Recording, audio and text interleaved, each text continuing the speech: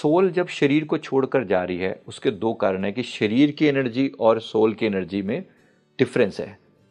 एक तो नेचुरली होता है जिस समय जब डेथ होती है, जैसे उस आत्मा की एनर्जी किसी कारण से डिस्कनेक्ट हो गई शरीर के साथ। जैसे एक तो व्यक्ति जब डे बाय डे बूढ़ा होकर मरता है, जैसे तो डे बाय डे उसकी प्राण ऊर्जा कमजोर होती चली जाती है, कमजोर होती है। जैसे बॉडी का मान लो प्राण ऊर्जा 100 लेवल पर थी और व्यक्ति की एनर्जी जो है वो धीरे धीरे धीरे कम होती होती होती होती अब वो 20 रहेगी, 30 रहेगी, जहाँ उसके बाद बॉडी उसको सहन नहीं कर सकता दोनों को, फिर उसे रिजेक्ट कर देता है। तो एक सिल्वर कोड जैसी चीज़ होती है। इसका कंसेप्ट हमारे यहाँ पर सदा से है कि हमारी नाभि से, इस फिजिकल बॉडी से उस एस्ट्रल बॉडी जो हमारी जो सोल है उससे हमारी जो कनेक्टिविटी है वो एक सिल्वर कॉर्ड के थ्रू रहती है। अच्छा।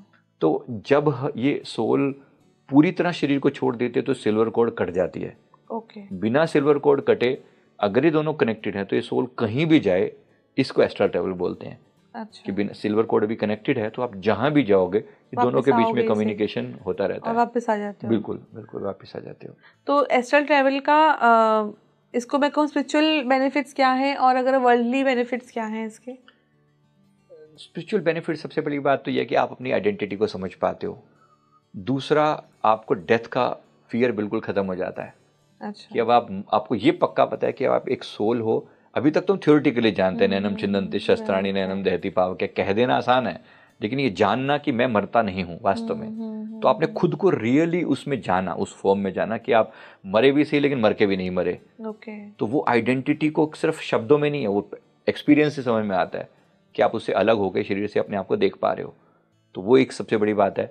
लेकिन दूसरा जो बड़ा बेनिफिट ये भी है इसका कि जो आपको डेथ के बाद क्या होने वाला है ये पूरी स्टोरी समझ में आ गई कि आपकी आइडेंटिटी भी पता लग गई और आगे क्या होने वाला है। अब आपके लिए कोई बच्चों का खेल है ये, इसमें क्या बड़ी बात है, मरना है चलो, मतलब is as simple as that कि भाई ठीक है शरीर से बाहर निकलना कौन सी बड़ी बात है, क्योंकि आपको वो पूरी रियलिटी पता है। राइट। और दूसरी बात ये भी है कि आप बहुत सारी नई चीज़ों से परिचित हो पाते हो।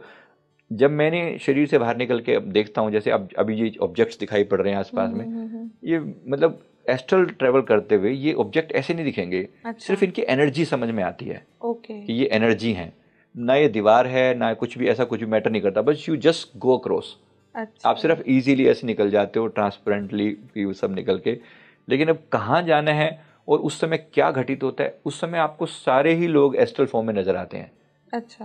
मैंने कई बार देखा है कि हमारे जैसे अभी मुझे तो खैर बाय ग्रेस ऑफ गॉड वैसे ही लोगों की एनर्जी समझ में आती है कि ये बंदा बैठा हुआ है, इसके आसपास का एनर्जी ऐसी है और ऐसा है।